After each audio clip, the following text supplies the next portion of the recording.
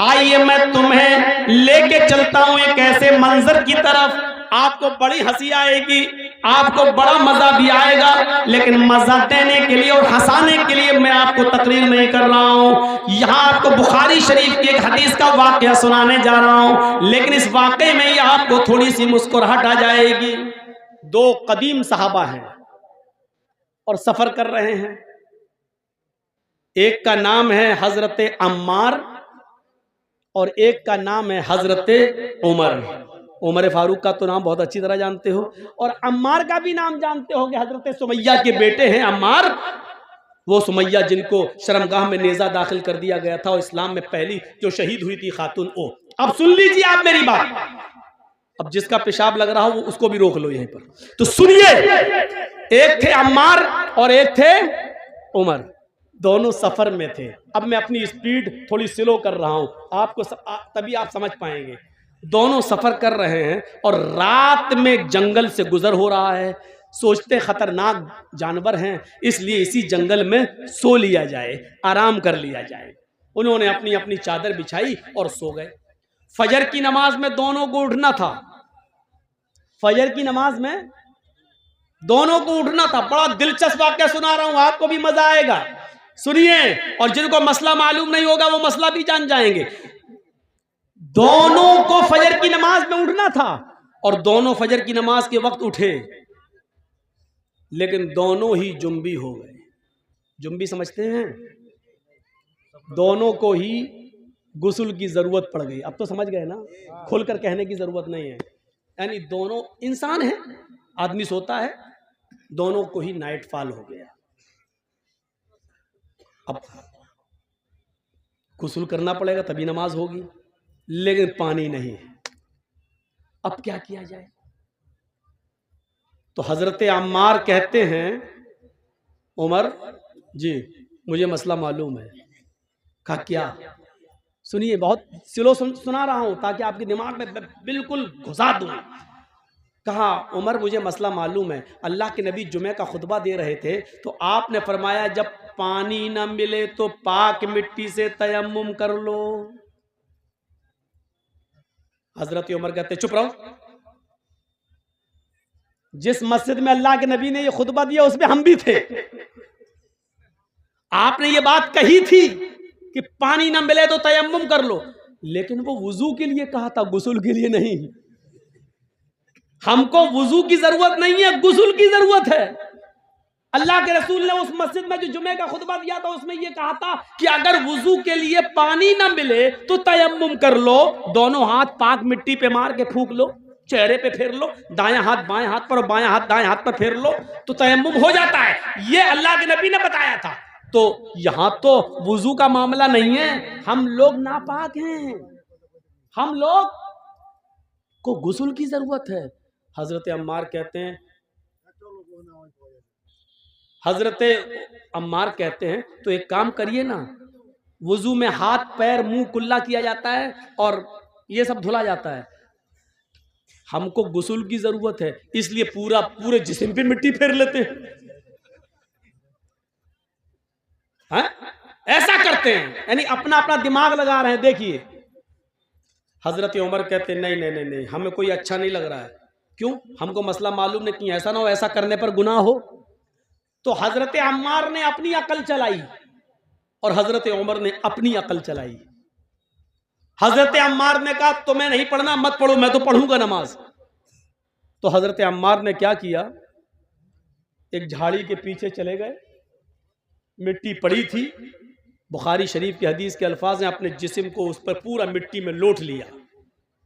बुखारी में क्या है, कमा तमर्रकुद्दाब्बा यतमर्रकु कमा तमर्रकुद्दाब्बा। हजरत अम्मार मिट्टी पर ऐसे लोटे, ऐसे जैसे चौपाया, आपने देखा होगा जानवर को मिट्टी में ऐसे करता ना, फिर झाड़ देता अपने आप को, पूरे जिस्म पर मिट्टी हो जाती है उसके। तो हजरत अम्मार ने ऐसे ही किया, पूरा करके पूरे जिस्म पर मिट्टी मल ली और गए और नमाज पढ़ ली। हजरत उमर देख रहे हैं, उन्होंने नमाज नहीं पढ़ी, हजरत अम्मार ने पढ़ ली। हजरत उमर ने कहा पता नहीं सही हुआ कि गलत। नहीं, उन्होंने अपनी अकल दौड़ाई, नमाज नहीं पढ़ी। शहर में गए, सुबह सूरज निकलने के बाद पानी मिल गया, और जैसे ही पानी मिला तो हजरत उमर ने सबसे पहले गुस्ल करके फजर की नमाज कज़ा कर ली, पढ़ ली। उस जमाने में मोबाइल का दौर नहीं था। दबाया, हाँ जर्जी साहब जरा बताइए तो। मालूम है रात के 3 बजे लोग हमें परेशान कर देते कभी, इसलिए मोबाइल बंद कर दिया, रख दिया। 3 बजे पूछते हैं, मौलाना साहब फला हॉस्पिटल में मेरी बीवी एडमिट है। अच्छा, अल्लाह ताला ने अभी अभी एक बेटा दिया, क्या नाम रखूं? अरे बच्चा आज पैदा हुआ है, कभी ने 7वें दिन नाम रखना है, तुझे अभी जरूरत क्या थी? सुबह पूछ लेता। रात में 3 बजे फोन करा, क्या नाम रखूं?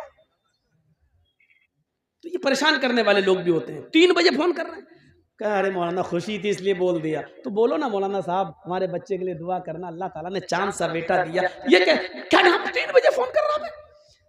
तो उस जमाने में फोन का जमाना नहीं था, अल्लाह के रसूल से मसला मालूम कर लिया जाए।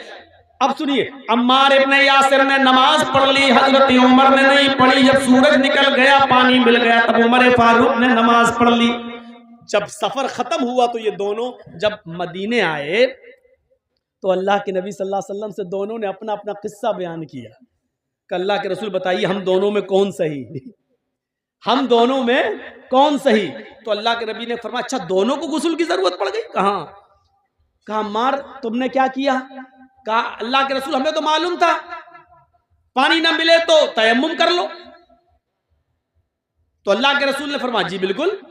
तो हजरत उमर ने कहा ये तो आपने वुजू के लिए कहा था, इन्होंने पूरे जिस्म पर मिट्टी मल ली। तो अल्लाह के रसूल ने कहा अम्मार क्या किया था तुमने? कहा कि मैं तो ऐसे लोटा मिट्टी पर जैसे 4 पैर वाला जानवर जमीन पर लोटता, पूरे जिस्म पर मिट्टी मल ली। तो अल्लाह के रसूल मुस्कुराए और मुस्कुरा कर कहते हैं कि अम्मार तुमने गलत किया, तुम्हें ऐसा नहीं करना चाहिए था। अब हजरत उमर बड़े खुश हैं, ये गलत हो गए तो हम तो सही हुए होंगे, इनकी गलती है तो हम सही हो गए, हमने नमाज नहीं पढ़ी हम सही हो गए। तो कह ले ले और पूरे जिस्म पर मिट्टी मल लो हो गया ना। तो कहा हजरत अम्मार ने अल्लाह के नबी इनका सुनो, इन्होंने क्या किया? तो हजरत उमर से पूछा तुमने क्या किया? कहा अल्लाह के रसूल जब तक पानी नहीं मिल गया मैंने गुस्ल ही नहीं किया, नमाज का वक्त निकल गया, सुबह सूरज निकलने के बाद पानी मिला तो मैंने वुजू बना गुस्ल किया फिर नमाज पढ़ी। आपने कहा उमर तुमने भी गलत किया। इस मैदान में जितने लोग जमा है सुनो, अम्मार की बात को अल्लाह के रसूल रिजेक्ट कर रहे हैं, पुराने सहाबी, और हजरत उमर फारूक की बात को भी रिजेक्ट कर रहे हैं जबकि वो भी पुराने सहाबी। बल्कि उमर फारूक के बारे में तो कहा था लौ कान बादी नबीयुन लकाना उमर, अगर मेरे बाद कोई नबी होता तो कौन होते? उमर। इतना बड़ा मकाम, लेकिन अल्लाह के नबी ने क्या कहा? तुमने भी गलत किया। अय उमर और अय अम्मार दोनों का तयम्मुम एक ही है, वुजू का भी और गुस्ल का भी। अगर गुस्ल की भी जरूरत पड़ गई थी तब भी वही तयम्मुम करना चाहिए था जो नमाज के लिए किया जाता है, जो वुजू के लिए किया जाता है। बस यही काफी था। अपने दोनों हाथों को जमीन पर मारते, उसको फूंकते। देखो तयम्मुम का तरीका क्या है। ये मान लीजिए मिट्टी है, ये मिट्टी होना जरूरी है। बहुत से लोग ये पक्की दीवारों पे ऐसे मार देते हैं, नहीं चलेगा। बहुत से लोग पुती हुई दीवारों पे मार देते हैं ऐसे, नहीं चलेगा। माफ कीजिएगा, बड़ी मौजरत के साथ नहीं चलेगा। मिट्टी होनी चाहिए, वो भी पाक। ऐसे दोनों हाथ जमीन पे ऐसे मारिए, ये ऐसे किया, और ऐसे करने के बाद ऐसे नहीं मलना है, ऐसे करके ऐसे नहीं मलना, पूरा वो आपका पाउंड स्क्रीन यही लग जाएगी। ऐसे नहीं करना है। ये जमीन पे मारा, तयम्मुम का तरीका सीखिए। ये जमीन पे मारा, फिर ये बस जितनी भी उड़ जाए मिट्टी तुम्हारे हाथ में लगी हुई, ऐसे करके उड़ गई। अब इन्हीं हाथों को ऐसे करना है। देखिए हो गया। अब यही हाथ दोबारा नहीं लेना है, इसी हाथ को बाएं हाथ के ऊपर ऐसे यहां तक ये कर लिया, और इस हाथ को ये तयम्मुम हो गया। तो अल्लाह के नबी ने कहा था यकफी, हाँ तुम्हारे लिए इतना कर लेना काफी था। तुमने पूरे जिस्म पर मिट्टी मल ली, तुमने भी गलत किया। और अव्वल वक्त पर नमाज न पढ़ के सूरज के निकलने तक इंतजार करके फिर गुस्ल के लिए पानी मिल गया, तब पानी नहाकर फिर तुमने नमाज पढ़ी, तुमने भी गलत किया, क्योंकि नमाज को उसके अव्वल वक्त से निकाल दिया। तो अब आप समझ रहे हैं गलती किन किन से हो सकती है? हजरत अम्मार से भी हो गई, हजरत उमर से भी हो सकती है, तो मौलवी जर्जी से क्यों नहीं हो सकती? आज हम जैसे कोई मौलाना ये नहीं कह सकता कि मैंने जो कहा वो बिल्कुल सही है, उसी को आंख बंद करके मान लो। नहीं, हर शख्स की बात शरीयत की कसौटी पर रखी जाएगी। अगर कुरान और हदीस से मिल रही होगी तो मानी जाएगी, कुरान और हदीस से नहीं मिल रही होगी तो नहीं मानी जाएगी। मेरे भाइयों, इस चीज को याद रखना। आइए अब मैं तुम्हें एक ऐसे वाक़े की तरफ लेके चलता हूं जिससे तुम्हें बहुत बड़ा मसला मालूम होगा। हजरत उमर फारूक खुतबा दे रहे हैं, सुनिए, हजरत उमर फारूक खुतबा दे रहे हैं और उस खुतबे के अंदर अल्लाह के फरमा रहे हैं कि लोगों, आजकल मेहर बहुत बढ़ गया है। मेहर, मेहर जानते हैं ना, लड़की की शादी में जो रखा जाता है उसको आपके यहाँ क्या बोलते हैं? मेहर, दैन मेहर, मोहर नहीं, मोहर तो वो होती जो लगाई जाती है, मेहर, मेहर, दैन मेहर, सही है। तो मेहर, लोगों मेहर बढ़ता जा रहा है। सुनिए, बहुत प्यारी बात, अब लोग बहुत ज्यादा मेहर रखने लगे, देने लगे। लड़कियां भी निकाह के मौके पर बहुत ज्यादा मेहर की डिमांड करने लगी। मैंने अल्लाह के नबी के निकाह देखे हैं, नबी की बीवियों को अल्लाह के नबी ने जो मेहर दिया वो मुझे मालूम है। अल्लाह के नबी ने अपनी बेटियों की, ज़ैनब की, रुकैया की, उम्मे कुलसूम की और फातिमा की शादी की तो कितना मेहर रखा ये भी मुझे मालूम है। सबसे ज्यादा जो मेहर था वो 400 दिरहम, 400 दिरहम का मेहर था, 400 दिरहम का। 400 दिरहम से ज्यादा मेहर अल्लाह के नबी ने नहीं रखा। लिहाजा अगर कोई भी शख्स अपनी बीवी को 400 दिरहम से ज्यादा मेहर देगा तो वो मेहर उमर उस औरत से छीन लेगा और बैतुल माल में जमा कर देगा। 400 से ज्यादा जो मेहर होगा, 400 तक तो उस औरत के पास रहेगा, लेकिन 400 के बाद जो भी मेहर देगा उतना वो जायद मेहर, मेहर जो ज्यादा है वो उस औरत से लेकर बैतुल माल में जमा कर दिया जाएगा। ये किसने कहा? हजरत उमर ने कानून बना दिया, मिंबर पे खड़े होकर खुतबा दे दिया।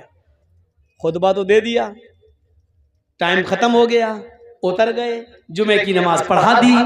नमाज पढ़ाने के बाद उसी मस्जिद में पर्दे में एक औरतें भी नमाज पढ़ रही थी, पर्दा पड़ा हुआ था, औरतें भी नमाज पढ़ रही थी। एक बूढ़ी औरत आती है पर्दे से, कहती है अमीरुल मोमिनीन मुझे आपसे कुछ कहना है। बोला क्या कहना चाहती हो? बोलो। कहा वहीं आना चाहती हूं, मैंने पैरों में सॉक्स मोजे पहन रखे हैं, हाथों में मैंने दास्ताने ग्लव्स पहन रखे हैं, मेरा चेहरा छिपा हुआ है, मैं वहीं आकर आपसे रूबरू मिलना चाहती हूं, आपने मसला गलत बता दिया। हजरत उमर फारूक से कह रही है एक औरत कि आपने मसला गलत बता दिया। हजरत उमर कहते हैं मैंने गलत बता दिया? कि हाँ, आओ इधर। औरत, बूढ़ी औरत गई, कहा अमीरुल मोमिनीन आपने इस मिंबर पर खड़े होकर ये कैसे कह दिया कि कोई भी आदमी अपनी बीवी को 400 दिरहम से ज्यादा मेहर नहीं दे सकता? हजरत उमर ने कहा मां, बूढ़ी मां, अल्लाह के रसूल ने अपनी बीवियों को 400 दिरहम से ज्यादा नहीं दिया, अपनी बेटियों के निकाह में 400 दिरहम से ज्यादा मेहर नहीं रखा। फिर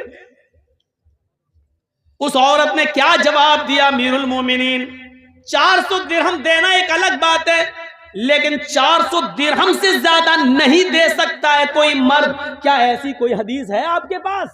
क्या अल्लाह के रसूल ने 400 दिरहम से ज्यादा मेहर देने को से मना किया? ऐसी कोई हदीस है आपके पास?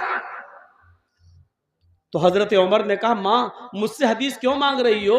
क्या 400 दिरहम से ज्यादा भी कोई मेहर दे सकता है? ऐसी कोई हदीस है तुम्हारे पास? यह हजरत उमर ने उससे पूछा, ऐसी कोई हदीस है तुम्हारे पास? उस बूढ़ी औरत ने जवाब दिया, अमीरुल मोमिनीन 400 दिरहम से ज्यादा भी मेहर दे सकता है, हदीस नहीं कुरान की आयत मौजूद है। हजरत उमर ने कहा, कुरान में है? मैं रोज कुरान पढ़ता हूं। कहा, रोज पढ़ते हो तब भी आपको नहीं मालूम? जल्दी बताओ। आए बूढ़ी औरत, आए माँ, जल्दी बताओ वो कौन सी कुरान की आयत है जिसमें लिखा हो कि 400 दिरहम से ज्यादा भी दे सकता है शौहर अपनी बीवी को मेहर। उस औरत ने, बूढ़िया ने कुरान की आयत पढ़ी, वो आतैतुम इहदाहुन्ना किंतारन फला ताखुजू मिन्हु शैआ। सोचिए,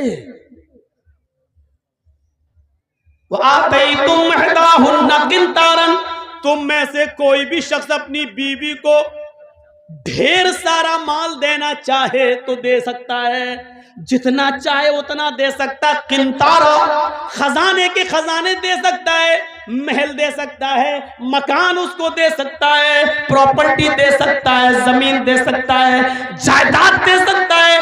महर में उसके नाम पूरा का पूरा फ्लैट बुक कर सकता है, उसके नाम कर सकता है। जो शौहर अपनी बीवी को महर में जो देना चाहे दे सकता है। फला ताखुजू मिन्हा शैया, फिर तुम उसमें से कुछ भी लेने का हक नहीं रखते। कोई भी उस औरत से छीन नहीं सकता, ये उस औरत का हक है, उससे कोई उसका हक नहीं छीन सकता है। शौहर भी दे तो फिर वो भी वापस नहीं ले सकता। आए उमर, जब दिए हुए माल को शौहर नहीं ले सकता है तो आप कैसे ले सकते हैं? आपने ये कैसे कानून नाफिज कर दिया? कैसे कह दिया कि 400 दिरहम से ज्यादा अगर कोई अपनी बीवी को मेहर देगा तो वो मेहर छीन कर बैतुल माल में जमा कर दिया जाएगा? आप रॉन्ग हैं, आपने गलत कहा है। कुरान तो कहता है जितना चाहे उतना दे सकता है और उसमें से तुम कुछ भी लेने का हक नहीं रखते। हजरत उमर ने लोगों से पूछा, जो मस्जिद में बैठे हुए थे उन लोगों से पूछा, क्या ये आयत कुरान में मौजूद है जो बुढ़िया पढ़ रही है? ये औरत तो कुरान की आयत पढ़ रही है, क्या ये आयत कुरान में मौजूद है? लोगों ने जवाब दिया, हाँ ये आयत कुरान में मौजूद है। हजरत उमर अपनी गलती एक्सेप्ट करते हैं और फिर मिंबर पर दोबारा खड़े होते हैं और कहते हैं, अख्तार रजुलुन व असाबत इम्रातुन, अख्तार रजुलुन व असाबत इम्रातुन। मर्द ने गलती की और एक औरत ने दुरुस्त बात की, एक औरत ने सच्ची बात की है, लिहाजा उमर अपनी बात वापस ले रहा है। अब इस औरत की दी हुई कुरान की आयत को नाफिज करता है। लोगों, तुम जितना चाहो अपनी बीवी को मेहर दे दो, अब मैं किसी से मेहर की रकम नहीं छीनूंगा और बैतुल माल में जमा नहीं करूंगा। मेरे भाइयों, एक आदमी कोई गलत फैसला कर सकता है, लेकिन दलील आ जाने के बाद, कुरान की आयत आ जाने के बाद उसको मानना ही पड़ता है। जो आदमी गलत ही पर नहीं, मैंने जो कहा वही सही है, सही बात आ जाने के बाद भी गलती पर लटका रहे, नहीं मैंने जो कहा वही सही है, तो ये चीज गलत होती है। हजरत उमर फारूक ने कहा, अख्तर रजुलन, मैंने गलती की है, मर्द से खता हो गई, औरत ने सच्ची बात कही है, और फिर अपनी बात को वापस ले लिया। यही है सलफ, यही है मेरे भाइयों। इस्लाम की सही बात आ जाने के बाद आदमी सही बात को ले ले और अपनी पुरानी रविश छोड़ दे, अपना पुराना तरीका तर्क कर दे, अपना पुराने तरीके से तौबा कर ले और सही बात पर अमल करना शुरू कर दे।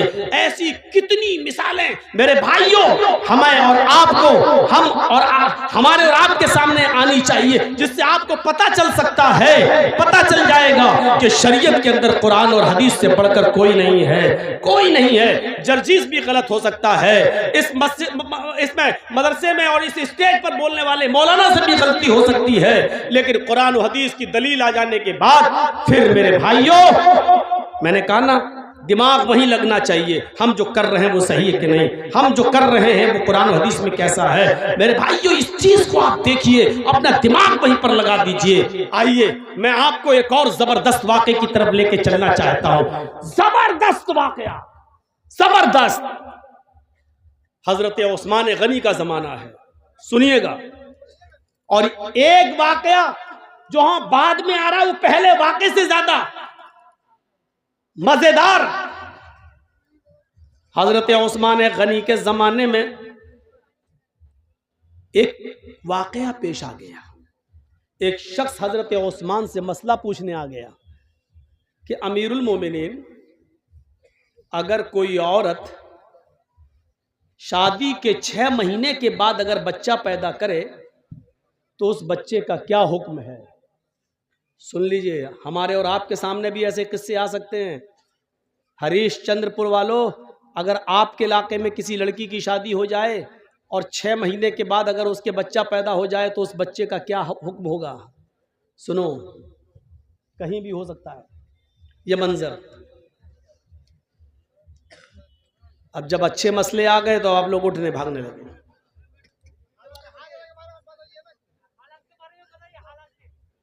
अब हम हर आदमी के कहने पर तो नहीं चल सकते हैं भाई। हर आदमी अगर राजीव गांधी बनेगा तो कैसे काम चलेगा? नहीं, आपको कुरान हदीस नहीं सुनना है।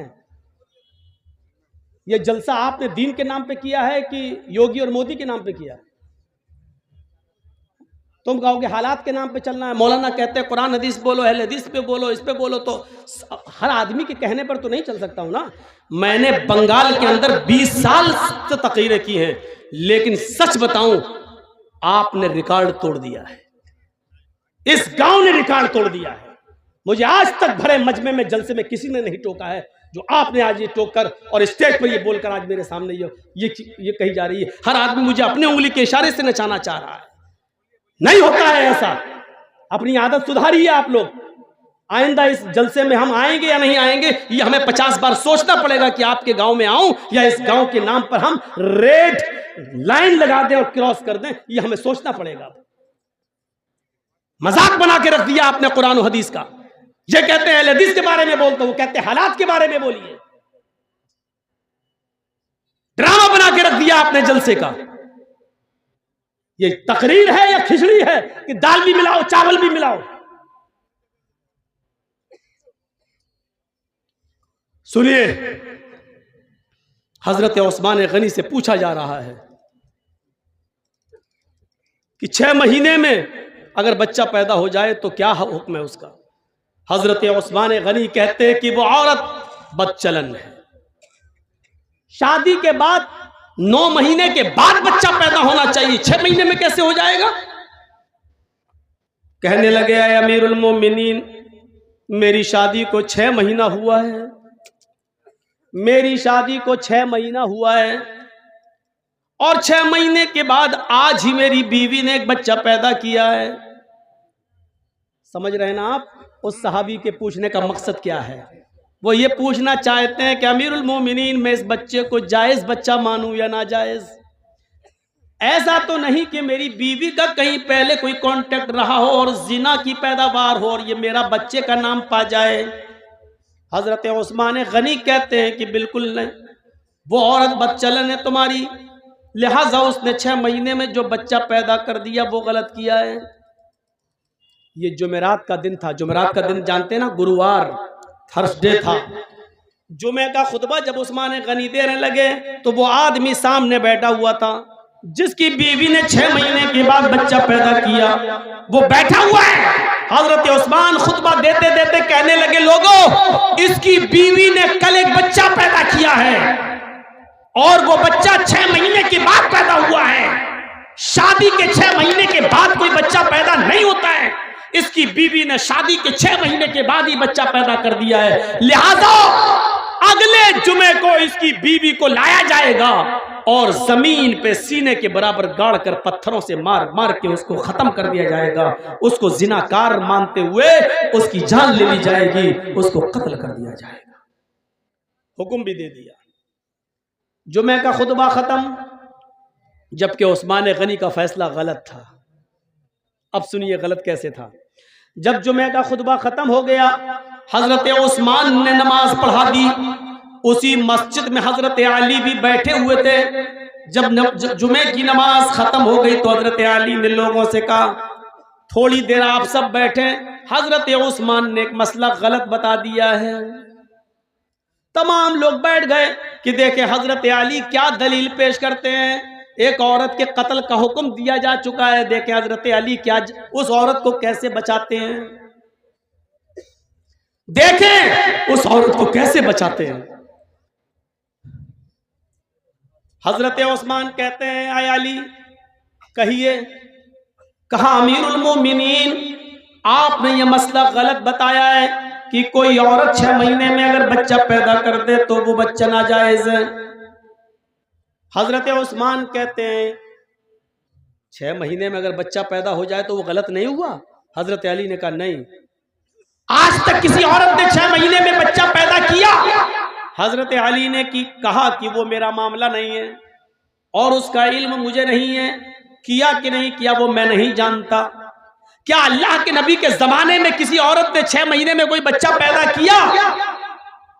हजरत अली मुस्कुरा कर जवाब देते हैं कि मुझे इसका भी इल्म नहीं है। कहा जब इसका इल्म नहीं है तो फिर क्यों कह रहे हो? कहा कह सिर्फ इसलिए रहा हूं कि 6 महीने के बाद अगर कोई बच्चा पैदा हो जाए तो वो गलत नहीं है। अच्छा, तुम ये भी कह रहे हो अल्लाह के नबी के जमाने में किसी औरत ने 6 महीने में बच्चा पैदा नहीं किया? तुम ये भी मानते हो कि अल्लाह के रसूल सल्लल्लाहु अलैहि वसल्लम ने 6 महीने के बाद पैदा होने वाले बच्चे को जायज माना? तुम ये भी कह रहे हो कि आज तक किसी औरत ने 6 महीने के अंदर कोई बच्चा पैदा नहीं किया? फिर तुम ये कह रहे हो कि 6 महीने में जो बच्चा पैदा हो जाए वो जायज? क्या दलील है? क्या अल्लाह के रसूल से कोई हदीस है? हजरत अली कहते हैं हदीस की जरूरत नहीं है, कुरान में मसला मौजूद है। कुरान कहता है 6 महीने के बाद भी अगर औरत बच्चा पैदा कर दे तो बच्चे को जायज माना जाएगा। हजरत उस्मान कहते हैं क्या कुरान में लिखा है? ये कुरान जो रोज मैं पढ़ता हूं। हजरत अली कहते हैं आप पढ़ते हैं लेकिन शायद गौर नहीं कर सके। हजरत उस्मान ने कहा लोगों दलील मांगो अली से। हजरत अली ने कहा दलील सुनो। अब दलील सुनिए और सुनो, गीत बहुत सुन चुके हो, गाने बहुत सुन चुके हो, इधर उधर की लफाजियां बहुत सुन चुके हो। जलसा में चंदा लिया है कुरान के नाम पे, हदीस के नाम पे कि जलसा होगा, कुरान हदीस की बातें होंगी। अब जब कुरान और हदीस सुनाई जा रही है तो सुनकर इस जलसे को हलाल करो, वरना यहां बैठना भी आपका हलाल नहीं होगा। सुनो, हजरत अली दलील दे रहे हैं। दलील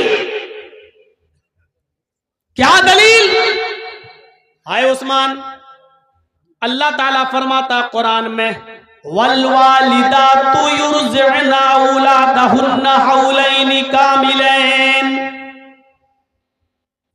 अभी जो कह रहा था ना हालात के ऊपर बोलो, उससे पूछो कुरान की ये कौन सी आयत है, किस पारे में, तो नहीं बता पाएगा। वल्वालिदातु युरज़िअना औलादहुन्ना हौलैनि कामिलैन। तर्जुमा सुनिए, मीनिंग सुनिए, ट्रांसलेट सुनिए। माए अपने बच्चों को दूध पिलाएं मुकम्मल 2 साल। मैं किसी को भी खड़ा करके पूछ सकता हूं कितने साल दूध पिलाएं मां? 2 साल। 1 साल में कितना महीना होता है? 12। 2 साल में कितना हुआ? 24। मां अपने बच्चे को कितना दूध पिला सकती है? 24 महीना, 2 साल। कामिलैन मतलब मुकम्मल, कंप्लीट, यानी 2 साल तक पिला सकती है। 2 साल से 1 दिन भी ज्यादा नहीं। पहले छुड़ा सकती है, 2 साल से पहले दूध छुड़ा सकती है, लेकिन 2 साल के बाद 1 दिन भी ज्यादा पिलाने की इजाजत नहीं है। बच्चा पैदा हुआ 6 महीने में और दलील क्या दे रहे हैं हजरत अली? मां अपने बच्चे को दूध पिलाए 2 साल। ये दलील है? ये दलील है? अब सुनिए हजरत उस्मान क्या कहते हैं हंसते हुए, अली ये तो दूध पिलाने की इद्दत बता रहे हो, दूध पिलाने की मुद्दत बता रहे हो कि दूध पिलाएं 2 साल तक। यहां दूध पिलाने पे एतराज नहीं है, हमने किसी को मना नहीं किया कि 2 साल तक दूध ना पिलाएं। बात यह है कि 2 साल, बच्चा 6 महीने के बाद पैदा हो जाए फौरन तो वो बच्चा जाए, उसकी दलील दो। हजरत अली कहते हैं वहीं आपको ला रहा हूं। पहले तो ये बता दूं कि दूध पीने की मुद्दत कितनी है? 2 साल, 24 महीने। मान रहे ना कि हाँ, कौन मना करेगा, कुरान की आयत 24 महीना दूध पीने के है ना। कहाँ? अच्छा चलो दूसरी दलील ले लो। हाँ दो, जल्दी दो, 6 महीने में बच्चा पैदा हो जाओ, जायज, जल्दी दो। वफिसालुहु फी आमैन, हजरत अली ने दलील पलट दी, बस कुरान की दूसरी आयत पेश कर दी। माँ अपने बच्चे का दूध छुड़ाएं 2 साल में। पहली जगह क्या था? पिलाएं 2 साल तक। दूसरी आयत में क्या है? छुड़ाएं 2 साल में। बात तो एक ही है। इधर से कान पकड़ो चाहे इधर से कान पकड़ो, बात तो एक ही है ना। 2 साल तक पिलाओ या 2 साल के अंदर अंदर छुड़ाओ, दोनों सूरतों में बात एक ही है। हजरत उस्मान कहते हैं मुझे बेवकूफ समझ रखा है क्या? अरे पिलाएं 2 साल तक या छुड़ाएं 2 साल में, बात तो एक ही है। कहा हम आपको मजबूत कर रहे हैं ताकि आप पलट ना जाएं। 2 साल मान रहे ना? क्या हाँ 24 महीने मान रहे ना? हाँ। ये किसकी इद्दत है, मुद्दत है? क्या दूध पिलाने की? दूध पिलाने की मुद्दत 2 साल है ना? क्या हाँ। अब सुनो तीसरी दलील, जिसमें अल्लाह ने हमल और दूध छुड़ाने की दोनों की गिनती को और मुद्दत को एक साथ बयान कर दिया है। कुरान में तीसरी जगह अल्लाह ने फरमाया वहमलुहु, हमल देखिए, वहमलुहु वफिसालुहु सलासून शहरन, वहमलुहु वफिसालुहु, औरत के हमल की और दूध छुड़ाने की मुद्दत 30 महीने है। कितना? सलासून शहरन, कितना महीना? 30, 10, 20, 30, कितना हुआ? 30 महीना। आए उस्मान, 30 महीना किसकी मुद्दत है? हजरत उस्मान कहते हैं हमल की और दूध छुड़ाने की। क्या मानते हो ना? दोनों की मुद्दत कितनी है? का 30 महीना। 30 महीने में 24 महीने आप अलग कर दो दूध छुड़ाने के या दूध पिलाने के, ये दोनों की मुद्दत है ना 30, और अल्लाह दूध पिलाने की मुद्दत 24 महीने बता चुका है, यानी 24 महीने तक बच्चा दूध पी सकता है। तो 24 महीने 30 में से आप माइनस कर देंगे, 30 में से 24 को माइनस करो तो कितना बचा? हजरत उस्मान कहते हैं 6 का वहमलुहु, यही हमल की मुद्दत है। वहमलुहु वफिसालुहु सलासून शहरन, यही हमल की अकल्ले मुद्दत है, यानी औरत कम से कम 6 महीने के बाद बच्चा पैदा अगर करती है तो वो बच्चा जायज माना जाएगा, वो बच्चा नाजायज नहीं माना जाएगा। 6 महीने से पहले अगर कोई बच्चा पैदा करती है औरत तो वो बच्चा नाजायज माना जाएगा, वो बच्चा हराम माना जाएगा। लेकिन 6 महीने के बाद अगर कभी भी बच्चा पैदा करती है तो वो बच्चा जायज है। ओहो, ऐसी नई नई बातें जो अभी तक नहीं सुनी हो वो तो सुन नहीं रहे। हालात पे बोलो। अरे हालात पे क्या बोलो? हालात तो ये है कि यूपी में देख लीजिएगा वही फिर आ रहा है घूम फिर के, जिसके सर पे बाल नहीं है। और क्या सुनना चाहते हो? हालात पे सुनना चाहते हो तो इन चैनल वालों को बुलाना छोड़ दो, इन पे पाबंदी लगा दो, हालात पे बोलना शुरू कर देंगे। ये लोग ऐसी ऐसी चीजें और हेडिंग बना के पेश करते हैं कि यूपी में 6 महीने तक हमारे ऊपर पाबंदी लग गई है, हम यूपी में प्रोग्राम नहीं कर सकते। हालात पे तुम बुलवाते हो, पाबंदी यूपी में लग रही है मेरे। आप कहते हैं हालात पे बोलो, अभी तकरीर खत्म नहीं होगी, सुबह का सूरज बाद में निकलेगा, या अपलोड करके पहले डाल देंगे और सुबह मेरे घर पे सीआईडी पहुंच जाएगी। आप किसी के बेटे हैं, हम किसी के बेटे नहीं हैं। आप किसी बाप की औलाद है, हम किसी बाप की औलाद नहीं है। क्या हमें अपने आप को सेफ नहीं करना है? डरते हैं मौलाना? तो चल मेरे साथ कल से आना शुरू कर दे, मैं देखता हूं कि तू डरता है कि नहीं डरता है। मौलाना कलीमुद्दीन जैसे नेक मौलाना बेचारे हैं, आज वो जेल की सलाखों के अंदर है। आजम खान जैसी शख्सियत आज जेल की सलाखों के पीछे है। थोड़ा सा जुमला बोला गया, एक जुमला, आज सलाखों के पीछे है। आप क्या समझ रहे हैं? जो आपके सर पे बैठा हुआ है ये राम नहीं रावण है, रावण। मौलाना जर्जीस को कल जेल में डाल दिया जाएगा। जर्जीस साहब चिल्लाते रहे कि मैं बेकसूर हूं। साहब कोर्ट में बताइए बेकसूर हो, और कोर्ट में मौलाना जर्जीस को अपने आप को बेगुनाह साबित करने के लिए 10 साल लग जाएंगे, और 10 साल के बाद कहा जाएगा मौलाना जर्जीस बाइज्जत बरी, कोई सबूत इनके खिलाफ नहीं मिला। लेकिन 10 साल का हिसाब किताब कौन देगा? कहां हैं आप? इन हालात को सोचिए। ये दौर दूसरा है। ये समझो कि ये दौर क्या है, एक घाट पर, घाट समझते हैं ना, एक घाट पर शेर और बकरी दोनों पानी पी रहे हैं। दोनों, शेर की तरफ से पानी बहता हुआ बकरी के पास आ रहा है। शेर जहां से पानी पी रहा है, बकरी इधर से पानी पी रही है, लेकिन पानी बहता हुआ शेर की तरफ से आ रहा है। शेर ने भी पानी पिया, बकरी ने भी। शेर ने बकरी से कहा, ए, तूने इस तालाब में मुंह डाल दिया, तूने मेरा पानी झूठा कर दिया।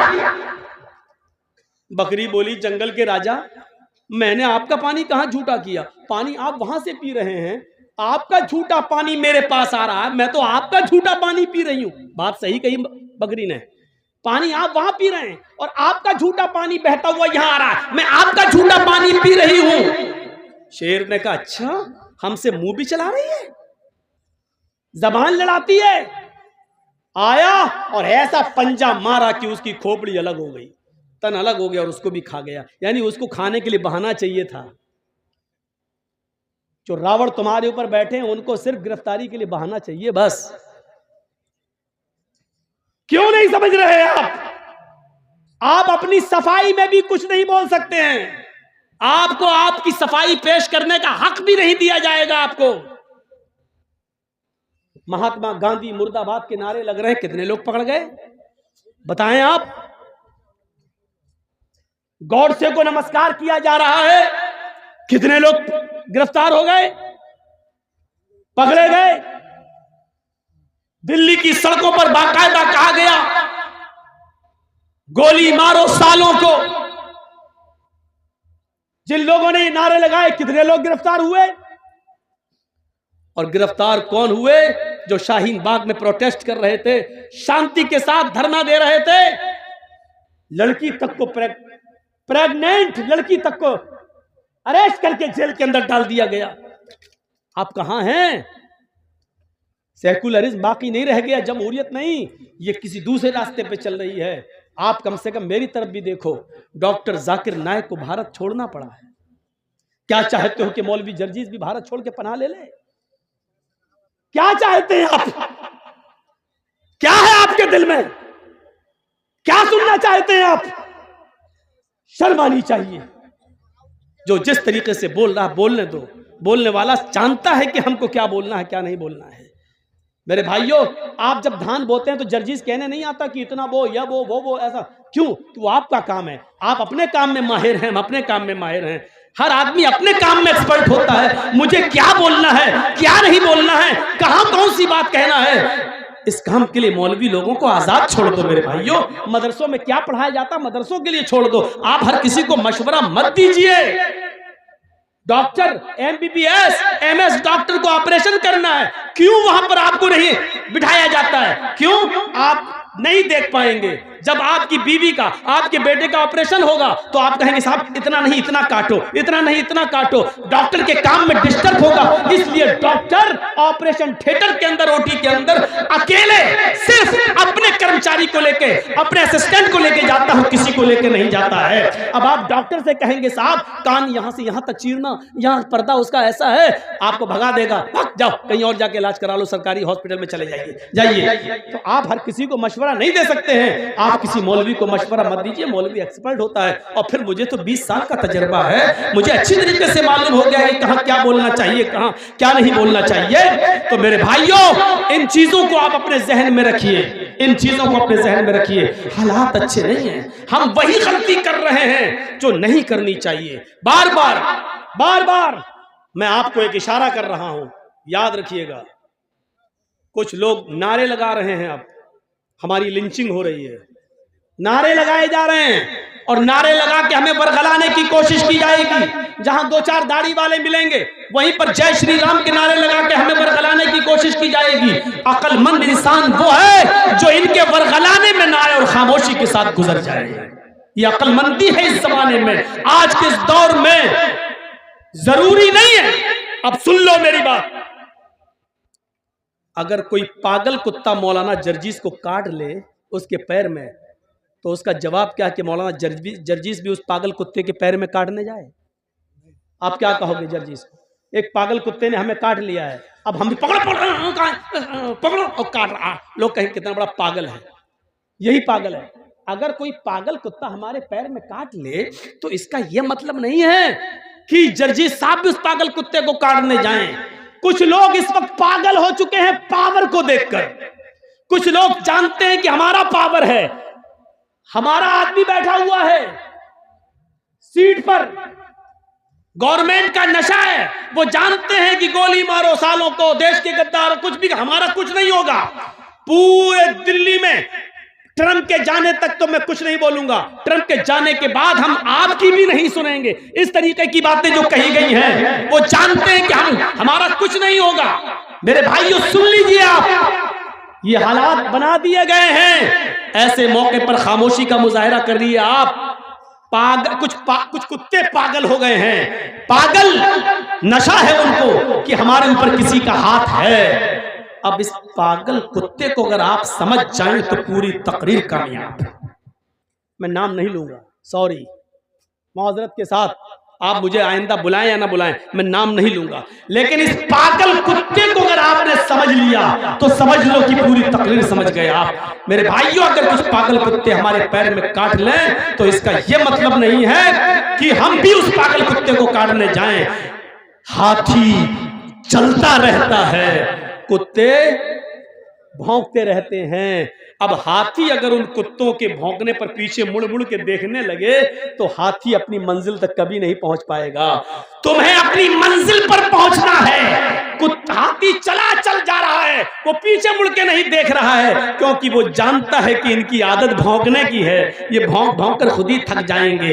हाथी अपनी मंजिल को पा लेता है। मुसलमानों, तुम्हें अपनी मंजिल तक जाना है। हरिश्चंद्रपुर वालों, तुम्हें अपनी मंजिल तक जाना है, इसलिए भौंकने वाले कुत्तों के भौंकने को मत देखो। मंजिल पर तुम्हारा निशाना होना चाहिए, इंशाअल्लाह तुम्हें मंजिल मिलेगी। इन भौंकने वाले कुत्तों को समझ लो कि कुत्ते हैं, इनकी आदत है भौंकने की। इस वक्त हम जिन हालात से गुजर रहे हैं उसमें अक्लमंदी से काम लेने की जरूरत है। अक्लमंदी कैसी? एक मिसाल दूं, बड़ी अच्छी मिसाल है। 3 जानवर शिकार करने निकले, शेर, भेड़िया, लोमड़ी। तीनों जानते हैं ना, शेर, लायन और भेड़िया, आप जानते हैं, लोमड़ी, फॉक्स। 3 जानवर शिकार करने निकले। कौन कौन कौन? शेर, भेड़िया, लोमड़ी। और तीनों ने एक एक शिकार कर लिया। सुनो, तीनों ने एक एक शिकार किया। शेर ने हिरन मारा, भेड़िए ने शेर ने हिरन मारा, भेड़िए ने बकरी मारी और लोमड़ी ने खरगोश, रैबिट का शिकार कर लिया। शेर ने क्या मारा? हिरन। भेड़िए ने क्या मारा? बकरी। और लोमड़ी ने खरगोश। तीनों जानवर पड़े हुए हैं। शेर ने भेड़िए से कहा, तुम फैसला करो किसको क्या खाना है। देखिए, सरदार है ना जंगल का, बस शेर जो सरदार को पहचान गया पूरी तकदीर समझ जाएगा। शेर ने कहा, फैसला करो, भेड़िए से फैसला करो कौन क्या खाएगा। भेड़िए ने कहा, बहुत आसान जी। जंगल के राजा ने शेर ने कहा, हाँ बताओ क्या है। अच्छा, शेर को तीनों जानवर खाना थे। भेड़िए से फैसला करवा रहा, बताओ क्या है। भेड़िए ने कहा, बहुत आसान, हिरन आप खा लीजिए, बकरी मैं ले लेता हूं, लोमड़ी को खरगोश दे देते हैं। शेर ने कहा, ये कोई फैसला है? इधर आ। मारा एक झपटा उसको और भेड़िए का सर तन से जुदा हो गया, भेड़िया मर गया। सर तन से जुदा। लोमड़ी से कहा, लोमड़ी तुम फैसला कर सकती हो, तुम फैसला करो ये कौन खाएगा। लोमड़ी कहती, बहुत आसान। कहा क्या? बोलो। कहा, साहब हिरन आप सुबह नाश्ते में खा लीजिए, शाम को बकरी खा लीजिए, और बीच में जब जायका, मुंह का जायका बदलना हो तो आप खरगोश का टेस्ट कर लीजिए। तीनों जानवर आपके। सुबह उठो, नाश्ते में आप हिरन खा लो, शाम को बकरी खा लो, और बीच में दोपहर में आप खरगोश का टेस्ट कर लो। शेर ने कहा, वाह लोमड़ी वाह, कितना अच्छा फैसला किया तूने। इतना अच्छा फैसला करना तुझे किसने सिखाया? लोमड़ी ने कहा, इस भेड़िए ने। समझ गए आप? गुस्सा भी आया है मुझे, लेकिन अब हंस दिया हूं मैं आपके साथ। मैं बहुत गुस्से में था, लेकिन अब हंसी आ गई मुझे। शेर ने कहा, वाह क्या फैसला किया है, इतना अच्छा फैसला करना तुझे सिखाया किसने? लोमड़ी क्या कहती है इस भेड़िए ने, यानी भेड़िए से मैंने इबरत हासिल कर ली। अरे मुसलमानों, इबरत हासिल अभी भी नहीं कर पा रहे हो। तुम देख रहे हो तुम्हारी आंखों के सामने कौन कौन जेल जा रहा है, तुम देख रहे हो इलेक्शन आता है, यूपी में कोरोना आ गया, नाइट कर्फ्यू लग गया, आप इबरत हासिल नहीं कर पा रहे हो। अब जब हमारा शेर को समझ गए ना, हमारा शेर जब देख लेगा यूपी में हम हार रहे हैं, तो ऐन मौके पर इतना भयानक कर्फ्यू लगाएगा, यूपी में हो सकता है कि 3-4 महीने के लिए इलेक्शन टल भी जाए। आप नहीं जानते, क्योंकि सरदारी तो शेर की चलती, वो चाहता सब कुछ। जैसे ये लोमड़ी, वो चाहता तो तीनों जानवर हमें मिले, ऐसे ही हमारा शेर चाहता सब कुछ हर सूबा हमारा रहे, अंध दंड हेरा फेरी सब। आपने देखा जैसे इलेक्शन करीब आए, अखिलेश के करीबी लोगों के ऊपर सीबीआई के छापे आने लगे, ईडी के छापे पड़ने लगे। यही हाल आपके बंगाल का भी था। जैसे जैसे इलेक्शन करीब आए, देखा कैसे छापे मारे गए, सबको इस्तेमाल करके देखा गया। आप अक्लमंद थे, अक्लमंदी का सबूत दे गए। बिहार वाले बेवकूफ थे बेचारे, पागलपन का सबूत दे के मर मिटे। मेरे भाइयों, मैंने बहुत कुछ कह दिया है, बल्कि सब कुछ कह दिया है। कल इसी बात को कट कर करके जी हिंदुस्तान दिखाएगा। देखो कैसे डरा रहा है ये मौलवी, कैसे डरा रहा मौलवी। इनको नित्यानंद पंडित का बयान नहीं सुनाई देता है, वो कैसे डरा रहा वो नहीं दिखाई देता है। इसको जो नारे बीजेपी के नेता लोगों ने लगाए हैं दिल्ली में, वो नहीं सुनाई देते। मौलाना जर्जीस बोल रहा है बंगाल में, और ये दिखा रहे हैं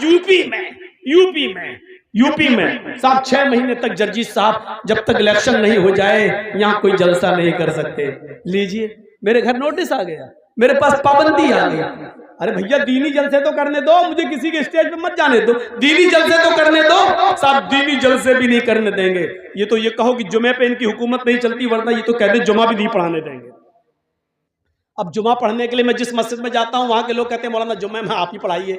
अब जो मौलाना बेचारा कुछ पढ़ाना ही नहीं चाह रहा है, वो कह रहा है आप पढ़ा। जुमा तो हमें कहीं ना कहीं पढ़ना ही है। जब हम वक्त से पहले पहुंचते हैं जुमा पढ़ने के लिए, तो आदमी जिस मस्जिद में भी चला जाऊं, मौलाना साहब आप आ गए तो हमारी खुश नसीबी है, पढ़ा दो। अब उनको थोड़ी मालूम है कि हम किस मस्जिद में जा रहे हैं जुमा पढ़ने। जुमा पढ़ा देता हूं मैं, जुमा पढ़ा देता हूं। पाबंदी लगाई है तो तकरीरों पे न लगाई है, जलसों पे, जुमे पे थोड़ी लगाई है। तो मेरे भाइयों, हमें जो कुछ कहना होगा जुमे के खुतबे में कह देंगे, इशारों ही में सही। तो आप फैसला करना सीख जाइए, इबरत लेना सीख जाइए, कम से कम थोड़ी देर के लिए लोमड़ी बन जाइए। आपको मालूम है कि आपका मुकाबला किससे है। लोमड़ी से पूछा, वाह इतना अच्छा फैसला करना तुझे किसने सिखाया? उसने कहा भेड़िए ने, यानी भेड़िए ने ये फैसला किया और उसका अंजाम मैंने देख लिया, इसलिए मेरा भी अंजाम ना हो, इसलिए मैंने भेड़िए से ये इबरत हासिल कर ली। जो लोग जेलों में जा चुके हैं, जो लोग काटे जा चुके हैं, जो लोग जेलों में सड़ रहे हैं, मुसलमानों उनसे इबरत हासिल कर लो, उनसे इबरत हासिल कर लो और अपने आप को मसलिहत के साथ, दूरअंदेशी के साथ आप काम करिए। मैं मना नहीं कर रहा हूं, बोलिए, हक बात बोलिए, डंके की चोट पे बोलिए, लेकिन आप उसको सलीके से बोलिए। आपको ये कहने की जरूरत नहीं चल बैठ खा ठूस। आप इस बात को यूं भी कह सकते हैं, खा लो ना, देशी मुर्गा ही चाहिए था ना, लो खा लो। आप इसको यूं भी बोल सकते हो। मेरे भाइयों, दूरअंदेशी अगर हमारे पास आ गई, बस एक चीज और बताऊंगा आपको कि गलती किसी से भी हो सकती है। हजरत सुलेमान और दाऊद अलैहिस्सलाम के जमाने में, दाऊद बाप है, सुलेमान बेटे हैं। एक किस्सा, एक वाकया पेश आ गया, बुखारी शरीफ की हदीस है। देखिए, दाऊद अलैहिस्सलाम भी नबी हैं और सुलेमान अलैहिस्सलाम भी नबी हैं। एक औरत, 2 औरतें अपने अपने, दोनों के पास एक एक बच्चा था और एक एक बच्चा दोनों लेकर निकली। उनका गुजर एक जंगल से हो रहा था। दोनों औरतें जंगल में थोड़ा आराम करने लगी। जंगल में एक भेड़िया आया, बुखारी शरीफ की हदीस है। एक भेड़िया आया और उस भेड़िए ने एक औरत के बच्चे को, बड़ी औरत जो थी, एक छोटी थी एक बड़ी थी, बड़ी औरत का बच्चा भेड़िए ने मुंह में दबाया, ले गया और फाड़ के खा गया। यानी बड़ी औरत के बच्चे को भेड़िया खा गया। बुखारी शरीफ की हदीस सुनिए, मंजर देखिए। लेकिन बड़ी औरत ने जब देखा कि मेरा बच्चा तो मर गया, इस इलाके में किसी को क्या मालूम कि कौन किसका बेटा है। जब लोग आए तो उस औरत ने फौरन, बड़ी औरत ने फौरन कह दिया, ये छोटी औरत के गोद में जो बच्चा वो मेरा बच्चा है, इसका बच्चा भेड़िया खा गया, ये तो मेरा बेटा है। मामला बढ़ गया। छोटी औरत कहती है मेरा बेटा, बड़ी औरत कहती है मेरा बेटा, छोटी कहती है इसका बेटा तो भेड़िया खा गया, बड़ी कह रही इसका बेटा भेड़िया खा गया। उस जमाने में डीएनए टेस्ट नहीं होता था कि मालूम कर लिया जाए माँ का खून और बच्चे का खून मिलाकर। मेरे भाइयों, ये मुकदमा हजरत दाऊद अलैहिस्सलाम के पास आता है। दाऊद अलैहिस्सलाम फैसला करते हैं, दोनों की बात सुनते हैं। बड़ी औरत टट टट टट बोलने वाली, जबान दराज, और छोटी औरत बेचारी कम बोल पाती है। ऐसे समझो जैसे एक मोदी और एक मनमोहन। मोदी बेचारे रुकते ही नहीं हैं, बोलते चले जाते हैं, और मनमोहन सिंह बेचारे बोलते ही नहीं हैं। तो ये हालत है। एक बार आपको मालूम है सऊदी अरब में गए थे मोदी जी, तो सऊदिया का बादशाह ऐसे करके दूरबीन से कुछ देख रहा था। तो लोगों ने पूछा मोदी जी ने, अरे क्या देख रहे हो वहां? मैं तो यहां खड़ा हूं, मैं तो आ गया हूं, आपके पास खड़ा हूं, उधर क्या देख रहे हो? कहा नहीं, आपको नहीं, आपकी बातों को देख रहा हूं जो आपने फेंकी है, कितनी दूर जा रही हैं, इतनी दूर। ऐसे तो इनका हर जगह। मोदी जी ने वहां की तोप देखी, तोप के बारे में पूछने लगे कितना फेंकती है, इसकी रेंज कितनी है? कहा कितना फेंकती है? वहां के बादशाह ने कहा वल्लाह आपसे कम फेंकती है। नहीं समझ पा रहे ना? समझ गए ना? तो ये इतना इंसल्ट बर्दाश्त करके आया है ये, लेकिन फिर भी नहीं समझ पा रहा बेचारा, फिर भी फेंके जा रहा है, फिर भी फेंके जा रहा है। क्या क्या फेंकता है अल्लाह बेहतर जाने। मेरे भाइयों, राहत इंदौरी ने कहा था, उसको कोई काम आता हो या ना आता हो, झूठ बड़ा शानदार बोलता है, झूठ बड़ा शानदार बोलता है। ऐसा शानदार झूठ जो आपको झूठ लगेगा ही नहीं, आपको ऐसा झूठ। ये भी एक कला होती है, ये भी एक कला। इस कला को भी बहुत से लोग सीखने की कोशिश कर रहे हैं। झूठ ऐसा बोलो कि पता भी न चले कि, और झूठ भी हो पता भी न चले। जैसे मौलाना जर्जीस को पुलिस ढूंढते हुए यहाँ आ जाए, स्टेज पर यहाँ मिल जाए, और वो मुझे पहचानती ना हो, मुझे पहचानती ना हो, और मुझसे ही पूछ रही हो, मौलाना जर्जीस को देखा, मौलाना जर्जीस को देखा। जर्जीस साहब स्टेज से नीचे कूद गए, स्टेज से नीचे कूद गए। हाँ, क्या पूछ रहे थे? पुलिस वाले से पूछने लगे, क्या पूछ रहे थे? अरे मैं पूछ रहा हूं मौलाना जर्जीस को देखा? अभी तो यही थे स्टेज पर, अभी तो यही देखा था, अभी यही थे, स्टेज पर थे बस। अब पुलिस वालों ने अभी स्टेज पर थे, तब कहां चला गया? झूठ पकड़ो। देखा जाए तो ये झूठ है, लेकिन झूठ ऐसा है कि पता नहीं चला। अभी तो स्टेज पे थे, हकीकत में अभी स्टेज पे थे, अब कूद गए, स्टेज पे नहीं है। पुलिस वालों ने पूछा कहां थे? वो मौलाना जर्जीस को देखा। जर्जीस से ही पूछ रहा, जर्जीस को देखा? जर्जीस साहब कह रहे नहीं, अभी तो यही थे। जर्जीस साहब ने कहा अभी तो यही थे। 2 कदम हट गए हम इधर, 2 कदम हट गए। जी क्या? जर्जीस को देखा? अभी तो यही थे। देखा जाए तो ये सच है, अभी तो यहां थे, लेकिन कुरान क्या कहता है? ये झूठ है। या अय्युहल्लज़ीना आमनु तक़ुल्लाह वक़ूलू क़ौलन सदीदा। ईमान वालो, अल्लाह से डरो और हमेशा सही दुरुस्त बात को बोलो। दुरुस्त किसको कहते हैं? दुरुस्त, दुरुस्त का मतलब सीधी होनी चाहिए, ऐसी वैसी नहीं। तीर निकालते हो ना, तीर, कमान से जो तीर छोड़ते हो तो सीधा जाता है, और जहां मारते हो वहीं लगता है, इधर उधर नहीं होता है वो तीर, जहां मारते हो वहीं लगता है। इसको कहते हैं सदीद, तस्दीद से बना, तस्दीदुस सहम। तीर जब कमान से निकलता है, जैसे तीर इधर उधर नहीं होता है। तुम जब भी किसी से बोलो तो इधर उधर की बात नहीं हो, बिल्कुल सीधी मुद्दे की बात हो, मुद्दे की बात, बिल्कुल मुद्दे की बात होनी चाहिए। जैसे मुझे किसी को बताना नहीं कि मैं कहां था, और झूठ भी नहीं बोलना चाहता हूं। आपने पूछा जर्जी साहब आप कहां थे, मैंने कह दिया जमीन के ऊपर आसमान के नीचे। देख रहे हैं आप?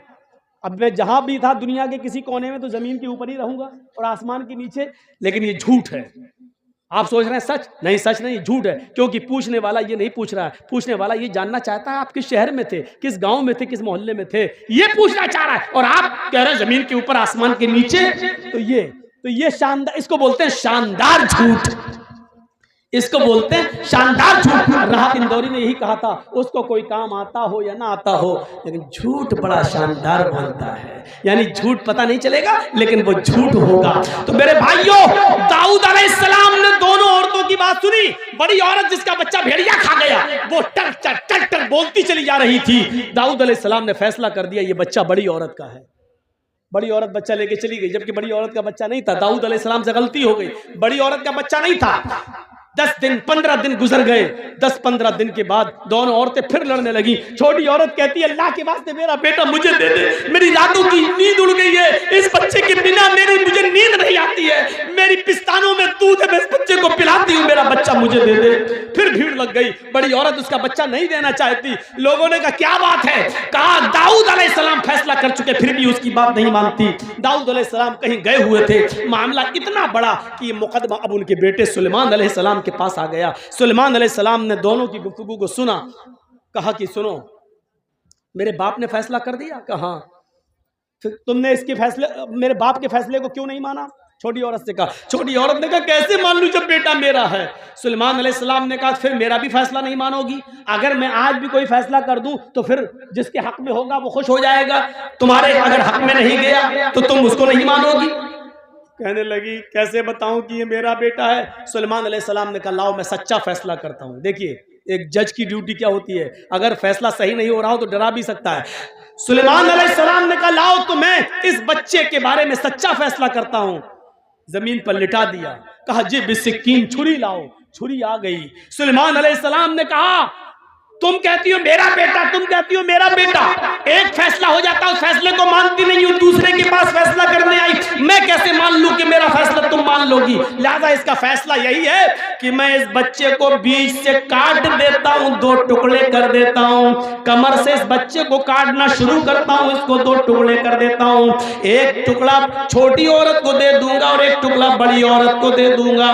सुलेमान अलैहिस्सलाम ने जैसे ही छुरी उस बच्चे की कमर पे रखी और उसके ऊपर थोड़ा सा प्रेशर दिया, छुरी से जैसे लगे कि मैं काटने जा रहा हूं। हालांकि एक नबी किसी बच्चे को कैसे काट सकता है, लेकिन सुलेमान अलैहिस्सलाम ने जैसे ही छुरी उस बच्चे के बीचों बीच कमर पे रखी, छोटी औरत जिसका बच्चा था चीख पड़ी, आए सुलेमान ला तफअल हाकज़ा वल्लाही हाज़ा हुआ। आए सुलेमान आप इस बच्चे के टुकड़े टुकड़े मत कीजिए। आए सुलेमान ये मेरा बेटा नहीं है, मैं झूठ बोल रही हूँ। आए सुलेमान ये मेरा बच्चा नहीं है, मैं झूठ बोल रही हूँ। इस बच्चे को काटिए मत, ये उसी का है। वल्लाही हुआ हाज़ा, अल्लाह की कसम वो बच्चा इसी औरत का है, इसी को दे दीजिए, मुझे नहीं चाहिए। उसकी आंखों में आंसू आ गए छोटी औरत के और रोती हुई जाने लगी। बड़ी औरत मुस्कुरा रही है, खड़ी है। कट जाए मेरा क्या, मेरा तो बच्चा ही नहीं है। उसको कोई परवाह नहीं थी। जैसे ही छोटी औरत जाने लगी और बड़ी औरत बच्चे को उठाने आई, सुलेमान अलैहिस्सलाम ने कहा दूर दूर। उसने कहा क्या हुआ? आपके सामने उसने अल्लाह की कसम खाकर कह दिया ये मेरा बेटा नहीं है, इसका है। सुलेमान अलैहिस्सलाम कहते यही तो मैं देखना चाहता था, यही तो मैं देखना चाहता था। उसकी आंखों से निकलने वाले आंसू और उसकी तड़प ये बतला रही थी कि मेरा बेटा मरना नहीं चाहिए, मुझे भले ही ना मिले, किसी को मिले मिल जाए, कभी कभी देख लिया करूंगी, आंखों को ठंडक मिल जाएगी, लेकिन मेरा बेटा जिंदा तो रहेगा। अगर कट गया तो न मेरा रहेगा ना इसका रहेगा। आए औरत, उस औरत की आंखों से गिरने वाले आंसुओं ने बता दिया है कि ये बच्चा उसका है, तेरा नहीं। मेरे बाप से गलत फैसला हो गया है। उठाया उस बच्चे को, कहा है औरत इधर आ। छोटी औरत, और कहा ये बच्चा तेरा है, इस बच्चे को तू पकड़, इस बच्चे की मालिक तू है, इस बच्चे की माँ तू है। मैं कहना ये चाहता था इंसान होने के नाते गलती किसी से भी हो सकती है, लेकिन सही फैसला जाने के बाद फिर अपनी गलती पर कायम नहीं रहना चाहिए। तो मेरे भाइयों, ये चंद बुनियादी बातें मैंने 12:40 तक आपके सामने खिताब किताब में दी है। मुझे उम्मीद है कि इंशाअल्लाह ये खिताब आपके दरमियान एक इनकलाब पैदा करेगा। हम अल्लाह से दुआ करते हैं कि बारे अल्लाह हमारी ख़ताओं को माफ़ फरमा दे, हमारे गुनाहों को बख्श दे, हम जमीअ मुसलमानों पर रहम फरमा। अल्लाह हम सबको आपस में भाई भाई बना दे और एक प्लेटफार्म पे हमको जमा कर दे। जब तक तू हमें जिंदा रख, इस्लाम पे जिंदा रखना, और जब हमारा खात्मा हो तो ईमान पर हमारा खात्मा फरमाना। वमा अलैना इल्लल बलागुल मुबीन व आखिरु दअवाना अनिल हम्दुलिल्लाहि रब्बिल आलमीन। अस्सलामु अलैकुम व रहमतुल्लाहि व बरकातुहू।